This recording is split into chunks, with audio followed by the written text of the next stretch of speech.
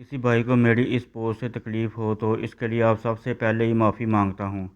मगर मेरी ये तहरीर ज़रूर पढ़ना। इतवार वाले दिन लड़कों को एक टॉपिक मिल जाता है, मशीन मशीन मशीन। चलो इस हद तक तो ठीक है, लेकिन कुछ चीज़ें आपकी ज़ात और सोच को बयान कर देती हैं। एक भाई साहब ने पोस्ट लगाई कि कब से छत पर बैठा हूँ लेकिन कोई कपड़े सुखाने को नहीं आई। एक भाई साहब का कहना था, नंबर बंद है, 2 घंटे बाद राब्ते की कोशिश करें। मैं सोच रहा था कि क्या इनकी बहनें भी इतवार को मशीन लगाती होंगी, वो भी छत पर कपड़े सुखाने को जाती होंगी। क्या इनके नंबर भी इतवार को बंद मिलते होंगे। क्या इनकी बहनें भी हफ्ते को कपड़े धोकर इतवार को पापा की पर्सन्स की पोस्ट करती होंगी। माजरत एडवांस में कह दिया है। डियर, हंसी मजाक तो चलता है, लेकिन ऐसी पोस्टें बहुत सारी लड़कियों का इत्मीनान छीन लेती हैं।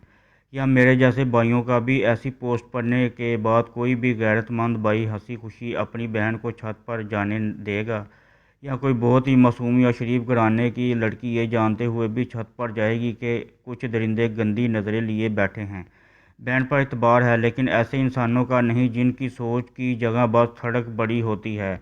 जब लड़कियों ने मशीन लगाई होती है, जिस्म भीगा हुआ होता है, दुपट्टा कमर के गिर्द बांधा होता है या गले में होता, बहुत कम सर पर होता, लेकिन मशीन ऐसी ही नहीं लग जाती एक मज़दूर जितनी मेहनत लगती है। और ऐसे में जब ठड़की गाय छतों पर चढ़कर अपनी ठड़क पूरी करते हैं तो शायद भूल जाते हैं अपनी बहन या बेटी या माँ ने भी मशीन लगानी है। लोगों को ठीक तब ही कर सकते हैं जब खुद को ठीक कर लें। ओ खुदा का खौफ खाओ, कुछ ऐसा वैसा लिखने से पहले सोच लिया करो कि लोगों पर क्या असर होगा।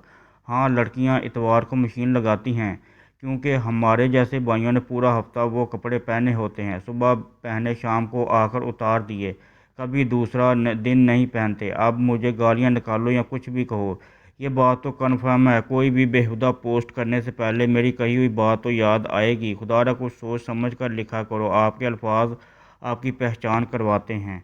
पोस्ट अच्छी लगे तो दूसरों की भलाई के लिए शेयर ज़रूर करें।